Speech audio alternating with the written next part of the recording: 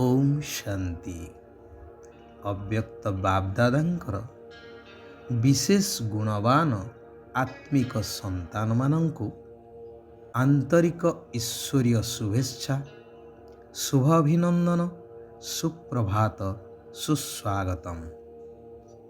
कहा जाए गुण ही व्यक्तिर व्यक्तित्व को वृद्धि करिथाए एवं व्यक्ति को समाज रे आदर्शवान होई बंचिवा सहित आलोकवर्तिका होई समाजर कल्याण पाई प्रेरित करिथाए। अनेक दिन तलर कथा, जणे गुरुंको आश्रम रे केतेक शिष्य शिक्षा ग्रहण करुथांती। सेमानंकु गुरु सबु प्रकार विद्या रे पारंगम करिवार शिक्षा देउथांती। विशेष करी जो माने जो विद्या प्रति आग्रही हेउथिले गुरु ताकु से विषय रे शिक्षा देई उत्साहित करुथिले। शिष्य मानक भितरी दुई जण शिष्य गुरुंकर अति निकटतर एवं प्रिय थिले, कारण सेमाने अनाथ थिले। गुरु तांको पिला दिनरु निज पाखरे रखिथिले। सेमानंक भितरु जणे गुरुंकर विद्या प्रति संपूर्ण सचेतन रहुथिले। गुरुंकर विद्या प्रदान करिवार शैली, नीति, आदर्श को अविकल भावरे निज जीवन रे उतारुथिबा बेले अन्य जणे गुरुकुल को ठीक रखिबा पाई बा गुरुकुलर श्रीवृद्धि पाई तथा अधिकरु अधिक गुरुकुल को समृद्ध करी गढ़ी तोलिबा कार्य रे आग्रह रखुथिले। समयक्रमे गुरुंकर देहांत हेला। दुई जण शिष्यंक उपरे आश्रमर समस्त दायित्व निर्भर कला। यथावत आश्रमर कार्यक्रम चली थाए। लोकमानंकु गुरुंक भली उपदेश आदि देई प्रथम शिष्य लोकमानंक पाखरे अति परिचित एवं सम्मानीय बनिगले। हेले द्वितीय शिष्यंकु समस्ते आदर सम्मान करुथिले सेतेबेले जेतेबेले आश्रम को आसी आश्रम परिचालना सुंदर विधि व्यवस्था को देखुथिले। प्रथम शिष्य निजर सुंदर शैली माध्यम रे समस्तंकु उत्तम गुण प्रदानर शिक्षा एपरि देउथिले जे लोकमाने निजर जीवन शैली को परिवर्तन करी आदर्श हो जाउथिले। एहा ही तो हेउछि वास्तविक महादान। काहाकु धन वस्तु आदि दान कले से क्षणिक सुखी ही पारे, हेले गुणदान द्वारा तो से आजीवन सुखी ही थाए एवं दान करुथिबा व्यक्ति मध्य अग्रस्थान को उन्नीत होई थाए। संसार रे प्रत्येक व्यक्तिंक पाखरे किछि ना किछि विशेषता रहिछि निश्चय। तेबे भगवान जेतेबेले आसी सृष्टि को परिवर्तन करिवार कार्य करिथांती, एई तम प्रधान सृष्टि को सत प्रधान दैवी सृष्टि रे परिवर्तन करिबा को आसी थांती, सेतेबेले जेउ माने एही विश्व नवनिर्माण रे संपूर्ण सहयोगी होई पारिबे, सही भली विशेषता संपन्न आत्मा मानंकु विशेष भाव रे चयन करी सेमानंकर विशेषता को देखि थांती एवं विशेषता को वृद्धि मध्य करै थांती। वर्तमान सामाजिक, आध्यात्मिक, वैज्ञानिक दृष्टिकोणरू सही समय निश्चिंत उपनीत। भगवान देखुछंती मो ज्ञान द्वारा केउ संतान ଅସରନ୍ତି ଜ୍ଞାନର ଅଧିକାରୀ, ଅଖଣ୍ଡ ନିର୍ବିଘ୍ନ ଅଟଳ ସ୍ୱରାଜ୍ୟ ଅଧିକାରୀ, ଅଖଣ୍ଡ ଯୋଗୀ, ଅଖଣ୍ଡ ମହାଦାନୀ ଅଟନ୍ତି।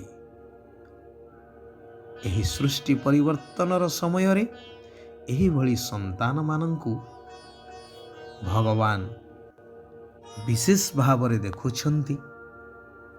ହେଲେ ଏହିଭଳି ବିଶେଷତା ସମ୍ପନ୍ନ ଆତ୍ମାମାନଙ୍କର ସଂଖ୍ୟା କୋଟିକରେ ଗୋଟିଏ। ଶିବ ବାବା କହୁଛନ୍ତି, ମୋର ସବୁ ସନ୍ତାନ ତ ଜ୍ଞାନୀ, ଯୋଗୀ, ଅଧିକାରୀ, ମହାଦାନୀ, କିନ୍ତୁ ସମସ୍ତେ ଅଖଣ୍ଡ ନୁହନ୍ତି। ଯେଉଁମାନେ ଅସରନ୍ତି, ଅଟଳ, ଅଖଣ୍ଡ ଅଟନ୍ତି, ସେହିମାନେ ହିଁ ବିଜୟମାଳାର ବିଜୟୀ ଦାନା ବା ରତ୍ନ ଅଟନ୍ତି। ଭଗବାନ ଏହି କଲ୍ୟାଣକାରୀ ପୁରୁଷୋତ୍ତମ ସଙ୍ଗମ ଯୁଗରେ ସମସ୍ତଙ୍କୁ ଅଟଳ ଅଖଣ୍ଡ ଭବର ବରଦାନ ତ ଦେଉଛନ୍ତି, ହେଲେ ବରଦାନକୁ ସଦାସର୍ବଦା ଜୀବନରେ ଧାରଣ କରିବାରେ ସନ୍ତାନମାନେ କ୍ରମାନ୍ୱୟ ହୋଇଯାଇଛନ୍ତି। ସେଥିପାଇଁ ବାବା କହୁଛନ୍ତି, ନମ୍ବର 1ରେ ଆସିବା ପାଇଁ ସବୁଠୁ ସହଜ ବିଧି ହେଲା ଅଖଣ୍ଡ ମହାଦାନୀ ହୁଅ। ନିରନ୍ତର ସହଜ ସେବାଧାରୀ ହେଉଛି ଅଖଣ୍ଡ ମହାଦାନୀ ଆତ୍ମାଙ୍କର ଲକ୍ଷଣ। ବାବା କହୁଛନ୍ତି, ଯେହେତୁ ତୁମେ ଦାତାଙ୍କର ସନ୍ତାନ, ତେଣୁ ସର୍ବ ସମ୍ପତ୍ତିରେ ସମ୍ପନ୍ନ ଶ୍ରେଷ୍ଠ ଆତ୍ମା ଅଟ। ତେବେ ଏହାର ଚିହ୍ନ ହେଉଛି ଅଖଣ୍ଡ ମହାଦାନୀ। ଗୋଟିଏ ସେକେଣ୍ଡ ମଧ୍ୟ ଯେପରି ଦାନ ଦେବା ବିନା ରହିପାରିବ ନାହିଁ। ଦ୍ୱାପର ଯୁଗରୁ ଅନେକ ଭକ୍ତମାନେ ଦାନୀ ହୋଇଛନ୍ତି, ଯେଉଁମାନଙ୍କର ଗାୟନ ମଧ୍ୟ ଅଛି, ହେଲେ ଅସରନ୍ତି ସମ୍ପତ୍ତିର ଦାନୀ କେହି ବି ହେଇପାରିନାହାନ୍ତି। ବିନାଶୀ ଧନ ବା ବସ୍ତୁର ଦାନୀ ହୋଇଛନ୍ତି। କିନ୍ତୁ ତୁମେ ଏହି ସଙ୍ଗମ ଯୁଗୀ ଶ୍ରେଷ୍ଠ ସନ୍ତାନମାନେ ଏବେ ଏହି ସଙ୍ଗମ ଯୁଗରେ ଅସରନ୍ତି ଏବଂ ଅଖଣ୍ଡ ମହାଦାନୀ ହେଉଛ। ତେଣୁ ନିଜକୁ ପଚାର ଯେ ମୁଁ ଅଖଣ୍ଡ ମହାଦାନୀ ଅଟେ ନା ସମୟ ଅନୁସାରେ ସୁଯୋଗ ଅନୁସାରେ ଦାନୀ ଅଟେ? ଯିଏ ଅଖଣ୍ଡ ମହାଦାନୀ ସେ 3 ପ୍ରକାରର ଦାନ କରିବାରେ ବ୍ୟସ୍ତ ରହିଥାନ୍ତି। ପ୍ରଥମ ହେଉଛି ସଂକଳ୍ପ ଦ୍ୱାରା ଶକ୍ତି ଦେବାର ଦାନ, ଦ୍ୱିତୀୟରେ ବାଣୀ ଦ୍ୱାରା ଜ୍ଞାନର ଦାନ ଏବଂ ତୃତୀୟରେ କର୍ମ ଦ୍ୱାରା ଗୁଣର ଦାନ। ବାବା ଦେଖୁଛନ୍ତି, ବାଣୀ ଦ୍ୱାରା ତ ଅନେକ ସନ୍ତାନ ଜ୍ଞାନଦାନ କରୁଛନ୍ତି, ମନର ସଂକଳ୍ପ ଦ୍ୱାରା ଯଥାଶକ୍ତି ମହାଦାନ କରୁଛନ୍ତି, ହେଲେ କର୍ମ ଦ୍ୱାରା ଗୁଣଦାନ କରିଲା ବାଲାଙ୍କର ସଂଖ୍ୟା କମ୍ ରହିଛି। ପରନ୍ତୁ ବର୍ତ୍ତମାନ ସମୟରେ ଚାହେ ଜ୍ଞାନୀ ଆତ୍ମା ହେଉ ବା ଅଜ୍ଞାନୀ ଆତ୍ମା, ଉଭୟଙ୍କୁ ଗୁଣଦାନର ଆବଶ୍ୟକତା ରହିଛି। ତେଣୁ ବିଶେଷ ଭାବରେ ଏହି ସେବା କର। ନିଜ ଭିତରେ ତଥା ବ୍ରାହ୍ମଣ ପରିବାର ଭିତରେ ବିଧିକୁ ତୀବ୍ର କରିବା ଦରକାର। କାରଣ ଏହି ଦିବ୍ୟ ଗୁଣଗୁଡ଼ିକ ହେଉଛି ସବୁଠାରୁ ଶ୍ରେଷ୍ଠ ପ୍ରଭୁ ପ୍ରସାଦ। ଏହି ଦାନ ଦ୍ୱାରା ତୁମର ଏହି ସଙ୍ଗମ ଯୁଗର ଲକ୍ଷ୍ୟ କି ଫରିସ୍ତାରୁ ଦେବତା ହେବା ତାହା ସହଜରେ ଏବଂ ସମସ୍ତଙ୍କ ଭିତରେ ଦେଖାଯିବ।